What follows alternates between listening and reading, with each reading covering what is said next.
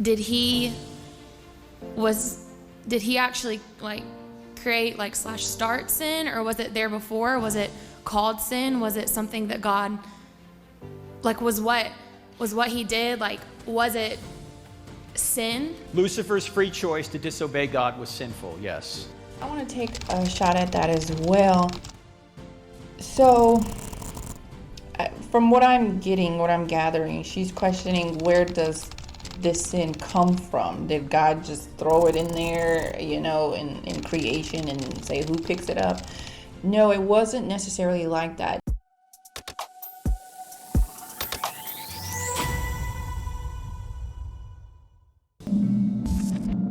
In heaven, if we're not going to sin, we're not going to have sinful thoughts, bad thoughts. How did Lucifer think to like go against God? Like how did he decide that like he wanted to be God if he was in heaven and we're not going to have sinful thoughts?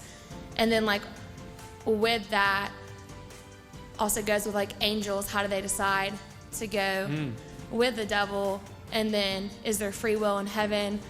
Are all angels in heaven, or are some outside the realm of heaven? And then how can angels switch from going inside heaven to outside the realm of heaven? Was this 8-year-old a demon? Gee, what kind of question? Wow. I know, right? That kid is thinking. Yeah. Okay, those are great questions. And I think when it comes to how could Satan have fallen being in the presence of God, first of all, the Bible doesn't really tell us, right? In fact, we don't even know how many angels went with him until like you're in Revelation 13 or something, right? There's not a lot in the Old Testament about the fall of Satan. Some try and say, well, it might be embedded in, Isaiah 14 or Isaiah 28, and that's disputed or not when it talks about the king of Babylon and all this. But we don't really know. The Bible doesn't tell us. Although it seems to me it would make sense that in order for God to give these creatures free choice, he had to have some distance between them. He had to give them an opportunity not to see his full glory, but to give them an opportunity to make a decision whether they're going to follow him or not. Because freedom requires the ability to make a choice one way or the other. And if God overwhelms them with his presence, then they might not have that choice. So first, let's look at that. She originally asked about if Satan was in heaven and he was made perfect, how did he sin when he's in heaven? Well, heaven is a location, it's a place. It does not necessarily control what people do there. So just like mankind, angels also have free will. And Satan, and the Bible talks about it, and I'll put the verse here, but Satan was made perfect until iniquity was found in him. So that was his own choice to decide to go against God. So the Bible does speak on that. And she also mentioned about the other angels. Well, the Bible also says that Satan went around trafficking. And trafficking is another word for politicking. So Satan went around. We don't know how long it took, but Satan did go around and convince some of the most mighty angels to go against God while in heaven. Now, this next question she asked, she's talking about the different types of heavens.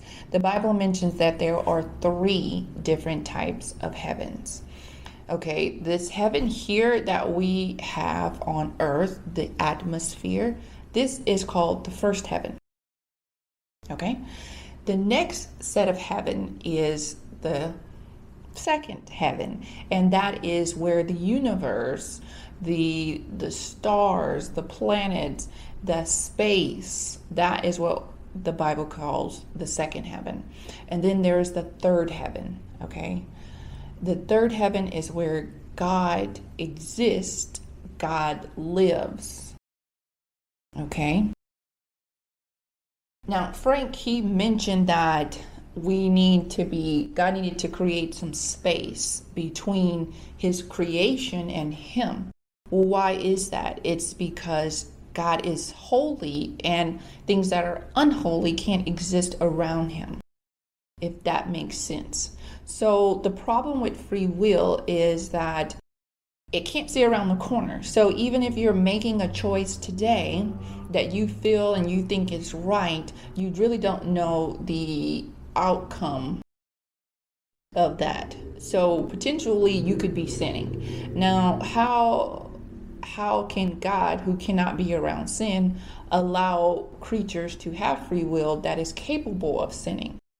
So in that case, he had to separate himself, and he put himself actually in what we call a redeemed temple. Okay, let's move forward. So is that heaven and the heaven we're going to be in, are those going to be like, are those two different heavens? Oh, you mean in the previous? Yeah. Well, it might not be. Well, our ultimate heaven is a new heaven and a new earth. Yeah. So before the universe was created, God was in heaven, so to speak, his dwelling place. God creates the universe, and heaven ultimately is going to be a renewed earth and a renewed universe where we're going to have physical bodies. We're not going to be Casper the Friendly Ghost. We're going to have physical bodies, glorified bodies that never decay. That's our ultimate destiny. Now, people that die now, to be absent from the body is to be present with the Lord. They, in some sense, go to be with the Lord now, but that's not ultimate heaven. Ultimate heaven is a physical place, not an ethereal place. Before he moves on, what he's speaking about is actually in the far, far future from here. Okay, that is after the millennial kingdom. And if you follow my timeline, the Mankind Timeline video, I speak on this in the sense that where we are now is in the church age. There are many more ages after the church age, before the new heaven, new earth, new city that he's speaking about that's going to be made in our new bodies. Okay? So it's a different place than where Satan and the angels were, because that was an immaterial realm. This is going to be a physical realm, ultimate heaven. Now, will we have free will in heaven? It seems to me we will, but we'll have, first of all, we won't have a sin nature, and secondly, we won't have any desire to sin because we won't have any need to sin, in the sense that we won't want anything we don't have. We'll have everything we need. The reason we sin now, as I mentioned earlier in the presentation, is usually just one of three things, or a combination thereof: sex, money, or power, relationships, finances, or pride, or power, those kind of things. We take shortcuts to get those good things. Those are good things, right? Sex, money, and power are good things. I just want to pause right here real quick, because what he stated is true, and he has a really good point. He said that we wouldn't want to, we wouldn't need to, and what I want to say is we wouldn't want to sin. You got to consider that aspect. Satan, he was born perfect, right? So sin and the concept of sin, he didn't understand because he hadn't done it. So he crossed over and he made those choices. For us, we were actually born in sin because of Adam. So every person after Adam, every birth after Adam, were born in sin. So we were, you don't want to go back to it. Let's just say that. If you were born in the mud and you finally got it out of the mud, you wouldn't have a desire, need, or anything to want to go back to that. That is the difference. Satan didn't have that aspect. He was born perfect. Well, he wasn't born. He was created perfect, and he decided to go into the mud. We were born in the mud and decided to come out of it. So he has a great point here, but I think it is a little bit deeper. We're not going to want to do that. But we take shortcuts to get them here on earth because we don't have them.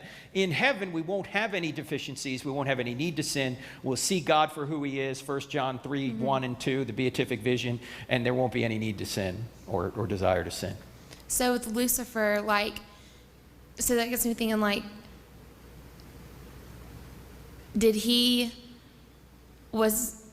actually create / start sin, or was it there before? Was it called sin? Was it something that God was what he did, was it sin? Lucifer's free choice to disobey God was sinful, yes. So and then Adam and Eve. Sin, so did God create sin? No. God creates the possibility of sin by giving us free will. right? Yeah. But he's not the sinner. Just like when we have children, we create the possibility that children will sin, but when they sin, we don't cause the sin. We just create, we're the instrumental cause through which God creates people. And when we choose to have children, we're not causing them to sin, but we're, by creating them, giving them the opportunity to sin. I want to take a shot at that as well. So, from what I'm gathering, she's questioning, where does this sin come from? Did God just throw it in there, in creation and say, who picks it up? No, it wasn't necessarily like that. Sin is a violation of the laws of God. Okay? And when you violate the law of God, the consequence of that is death. Now, we think death is just physical. No, death has more than just physical. It's a spiritual thing as well. So, sin is the consequence of free will. It's one of the consequences, one of the effects. Just like rebellion is. You don't create something thinking it's going to rebel, but it does sometimes. It has the potential. So in the sense that, did God create sin and throw it in there and just see what happened? Or is it more like God foreknew that this would happen? And this is what we call divinely decreed. So God knew that sin would have to come into existence, and he knew also that it wouldn't last long, that it would only come in a short amount of time. God's short amount of time and our short amount of time is completely different, but it's not going to be a forever thing. Sin in this type of way and death in this type of way is temporal, and you have to start thinking of eternal. Okay? Oh, that was it. Yeah, if you're not familiar with Frank and his cross-examine page, please go check it out. He does a really good job.